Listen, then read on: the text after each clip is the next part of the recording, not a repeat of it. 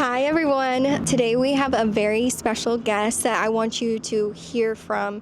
I want her to just keep talking and talking all the time. This is Sierra Amari, also known as Gen Z Exec, Yes. and also known as the woman behind the EnterTech movement. I know we've been talking a lot about AI, a lot about emerging technology, what's even happening now, Right. right? Right. And then also what the world is going to look like in the very near future. Sierra, especially, has such great insight into what this means for creatives, what this means for artists, what this means for musicians. So, Sierra, why don't you tell us a little bit about yourself and also about the EnterTech concept? Yes. Well, thank you so much for having me, Kaylee. I always enjoy our conversations, and I hope you guys enjoy this conversation as well. I would say that, as someone who is a proud Nepo baby, but using her powers in the most positive way possible. We love that. We love that. Coming from parents that were like executives, I was very fortunate to understand how like the business of entertainment works. And I also went to school for entertainment business. And I think kind of growing up in this dual perspective of having friends that wanted to have their own creative careers, but getting wisdom and like advice from my parents, or starting interning when I was 12, like I kind of always was like an advisor to creatives ever since I was young. I put my first girl group together in 5th grade. Like it was a whole thing. But it was kind of just something that I felt naturally accustomed to because I felt like I was very blessed to like get a lot of access to this information. And I realized that a lot of people didn't have access to it. So that's how I got started helping creatives and just in the entertainment space at itself. And then fast forward after I graduated school from the LA Film School, shout out to the LA Film School, I actually started working at LVRN Records where I led their brand partnership with Microsoft where we were doing a lot of mixed reality concerts. I actually curated Femme Field Day, which has now become an annual event with Women's History Month between music and tech at the Microsoft Atlanta office. And now I'm happily also at CreateSafe, which is founded by Grimes' manager, Dawida Leonard. And we are one of the first music operating systems for the new music industry, really implementing AI in a way that is artistically intelligent, in a way that's really actually ethical and intentional. And I think that's really important when it comes to technology is intention. I mean, intention in everything, but especially with technology. How EnterTech got started, I was actually in school. I was actually invited to, I don't think they do it anymore, but it's called the AT&T Shape Conference, which if anybody from AT&T is watching, like you guys should definitely bring that back. Call me.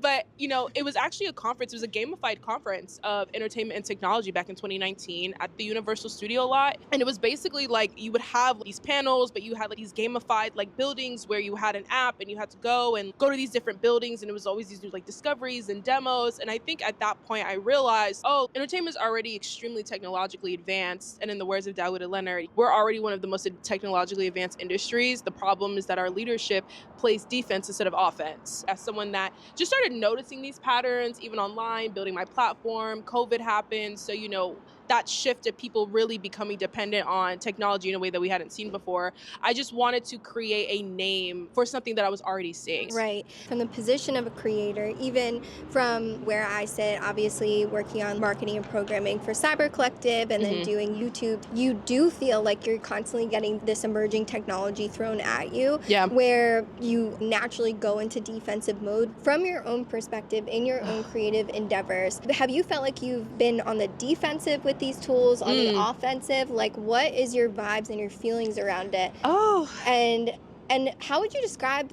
your relationship with it? Yeah, wow. I mean, that's such a great question. Oh my gosh. Is it toxic? Is it healthy? Are we attached?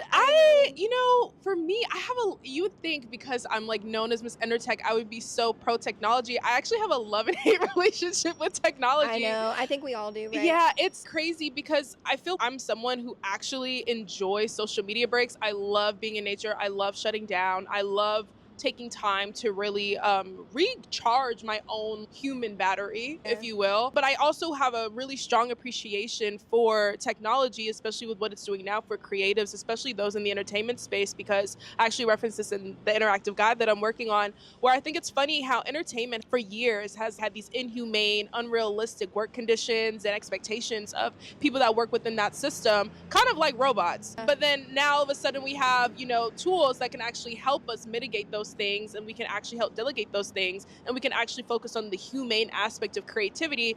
And now everyone's like resistant.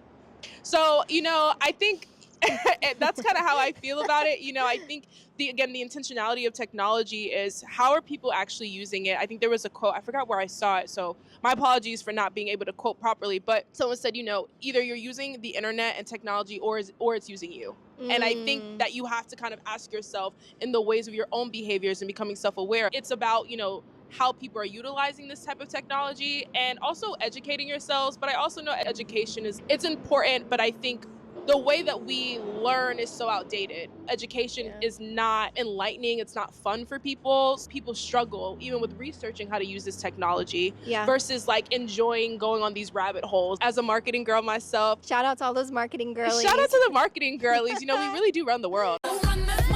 It's just like reframing the narrative in my mind. I could say I'm researching and I'm analyzing, or I could just say I'm going down a rabbit hole that I'm enjoying. Wait, I love that. I think that that's what we need to have, especially when learning how to use these new tools. Yeah. We have to come from a place of curiosity. Yes. Not be afraid to explore what it means for us and what it could mean for our art or our work or our purpose or our fulfillment. So you mentioned that you were going down rabbit holes, and we talked about that being a really valuable way of exploring these new tools where you're coming from a place of creativity. Yeah. What has been your recent AI creative tool rabbit hole that you've gone down? Ooh. What's something that's been inspiring to you and that you're playing around with? Oh, geez. This next platform I'm going to share, I think everyone should be aware of. It's called Futurepedia.io, and it's basically an encyclopedia of all these AI tools that's categorized, that's filtered, of what's being brought in this space. I think they update it literally every single day. I've really been trying to balance between like the AI rabbit hole, but then also like the decentralization rabbit hole, the blockchain rabbit hole, but then also, we talked about this briefly yesterday, going back into a historical context rabbit hole. I really feel like right now, a lot of people are asking like, what do we do? How do we, operate? And this isn't the first time society or humans, especially artists as well, have gone through a revolution, gone through a transition in this way. It's just happening very fast with tools that didn't exist before. I definitely have to give the biggest big ups to the Harlem Renaissance. I've been a freaking addict of all of information about the Harlem Renaissance. I think it's really important that, people understand with Beyonce, like shout out to Beyonce. Even with her referencing in the artwork of Cowboy Carter and how that was even, a bunch of venues that segregate, that was basically for artists that were dealing with segregation, and how she literally took that and made that aesthetic a part of the Cowboy Carter rollout. Even with the Harlem Renaissance and how they were able to literally leverage the Great Migration, but then also making that a cultural movement that is still seen around the world as like a main inspiration, influential point of creativity and artistic expression in literature. Those literature pieces affected society and schools and education and how people perceive the world. That is so influential. I actually have a book about it, and it actually talks about the network effects. It talks about who was funding the Harlem Renaissance and how people were inspired by each other. And I think that's a new rabbit hole that I'm getting more into, is general systems theory, and really understanding how systems actually operate, how they're created, and how they function in a most effective way. We talk about, especially in entertainment, industrial systems, but there's also like mental systems, there's spiritual systems, there's social systems, even our body is a whole system. We kind of normalize the magnitude of what systems actually are and how they affect us in everyday life. What is happening within our human experience, even though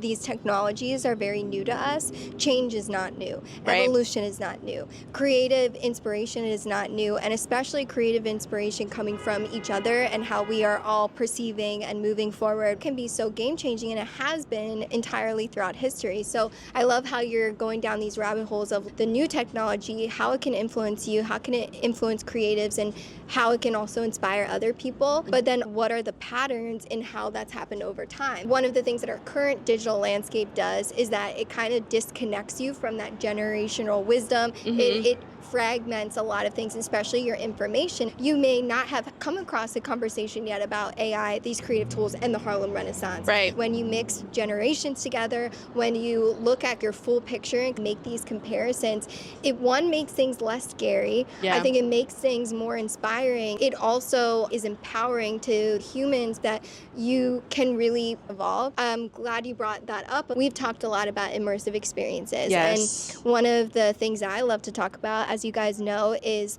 online and IRL. Like online, offline, online, real life. Can you actually separate them? Yeah. Are they the same thing? In order to have a more empowered relationship around technology, we have to look at the yes ends of it all. So what is your relationship with online, offline, URL? What are your digital boundaries? Ooh, girl, we're getting into it. I would say it's an interesting paradox actually when I think about my own relationships with offline and online, because if I honestly could delete my social media, I probably would, if I can be really honest. But I also do appreciate being able to connect with people that I probably wouldn't have. I mean, we met through social media. So I understand the value of that. Even in my home, I'm very fortunate to live in a building that implements smart technology. Like, I have an app on my phone. If I lose my keys, I don't really stress because I can literally unlock my building in my phone. I use my phone even with my bedtime. I have a 10:30 bedtime. I have the time limits where I have to really force myself to disconnect. And even when I'm disconnecting, I'm on the internet still. So it's like, or I'm playing music or I'm reading. I'm also a paperback book fan. I've realized that I actually don't retain information with digital books. Wow. It's really hard for me. Growing up, I was a highlighter geek when I read. So it's really hard for me shout to out have to the highlighter girls. Literally shout out. I know you're out there. I know you're listening. No, because it's a part of, again, how you're retaining the information that you're consuming. There was this TikTok, this girl making a joke about what mean girls say, but what she said was actually kind of valid. And she was like, what are your hobbies outside of media consumption? And I was like, that is so good. What are your hobbies outside of media consumption? So there's a balance, because again, our world is evolving. So in order to even contribute positively to change, you have to be technologically savvy. But I also think you can be holistic and be sustainable with your technology and your consumption. With me, I'm planning to go on a little weekend getaway over the next few weeks, but I want my playlist to be automated. I want to wake up to house music low-key and then have my little frequency music at the end. But I really don't want to get consumed by a bunch of emails at that same time. Using technology to restrict myself from getting addicted to the algorithms, if that makes sense. Hacking it. Yeah. Like using technology for you. Making sure it's working for you. I have to. Yes, and that's, I think, such a key shift that people need to hear these days. You can't just be on the other end of this fire hose of content. And I think a lot of people are experiencing that, where they're in freeze mode, complete freeze mode. But when you shift and say, I want to live a fulfilled life, I want to live an empowered life, I want to live a creative life, I want my technology to serve that, how you interact with it is completely different. You have your boundaries because you're creating them. We literally talked about this yesterday about transmutation. I do my best to intentionally consume things. I do my best to consume things that inspire me. And then where I can transmute that into output with my purpose and what I know I'm meant to be doing. The question that I've really been asking a lot of people, especially a lot of my peers in entertainment, as the entertainment industry is literally crumbling right in front of our eyes, rightfully so. What does success actually look like in a new era where the middleman is no longer the main source of dependency? Because when you think about it, the record label system actually created the idea of a pop star. The record label system is the only system that can really create a pop star because of the resources that's needed in order to do that. But what is being a pop star like success, though? There's a lot of pop stars that have a lot of fame but can't pay their rent. If that affects people's mental health to the point where they don't even want to be on the planet anymore, is that successful? Or is it sustainability? Is it a community of supporters? It might be 500 people, but they come to every show. They buy every single merch drop. What do we deem success in this new phase with technology and entertainment as well? Right. It goes back to how it's going to affect people's lives, their ability to sustain themselves, their ability to make money, their ability to be relevant, their ability to do meaningful work. What we say at Cyber Collective is we have to be loud about demanding better outcomes. We're deciding. We're actively deciding these things. Every single one of us is playing a role in shifting the culture. We're going to head into one of our partners' events soon. But I absolutely would be remiss in not asking you a question about astrology. Oh, of course, girl. Sierra is very into astrology, as am I. It's just a whole science, right? What wisdom or what sort of thing could you take from astrology to help somebody navigate this new AI, this new world of technology? The first thing that comes to my mind, actually, I wanted to say this quote earlier, but the fact that you even asked me this, it actually applies even more to both astrology and technology, and it's actually in my bio, which is the future belongs to those who prepare for it. Ooh, again, the intentionality. In every sense of the word, those that utilize astrology, whether you use it as a self-awareness tool, whether it's just a situational awareness tool. There is a quote by JP Morgan that says, millionaires don't use astrology, billionaires do. Like you said, it's intentionality. I love that quote so much because I really believe it really embodies the power of intentionality. Because when we talk about how did we get to this point, it's like, well, were we preparing for this? Because those who are prepared know how to navigate. And I think having a strong level of consideration, especially with where we are right now, will actually get you 10 steps ahead than panicking. It's just like perspective. So thank you so much. Thank you. Well, real quick, as we head out, Yes. where can people find you? You guys can find me on all socials at Z Exec. If you want to get more into my EnterTech content and not my thoughts, I would prefer you guys follow me on Instagram and TikTok. If you want to know my thoughts about astrology and the planets, I would suggest you guys follow me on X. At Z Exec on all platforms. I would say be on the lookout for some exciting new things. I can say, and Kayla, you get the exclusive, I am planning to drop everything you need to know about EnterTech. A lot of people have asked me a lot of questions about EnterTech. How do they get into it? Are there jobs? What does that even mean exactly? Is it even an industry? Is it an ecosystem? What is it? Everything you need to know about EnterTech, definitely planning to drop in the summertime. Not the car having 444, so that's confirmation. That's where you guys can find all of your further EnterTech information. And shout out to Kaylee and Cyber Collective. You guys are literally doing the Lord's work. So thank you for what you're doing for society. Literally, like we literally need you. Thank you. Oh my gosh. We really need to be talking about these things so that we can all unfreeze from the other end of our phones. Absolutely. Right? Thank you so much. I love it. And EnterTech, entertainment tech merged together. Yes. Think about it. And everybody who's watching this, go down whatever rabbit hole you need to today. Exactly. Rabbit holes are just curiosities calling you to pay attention.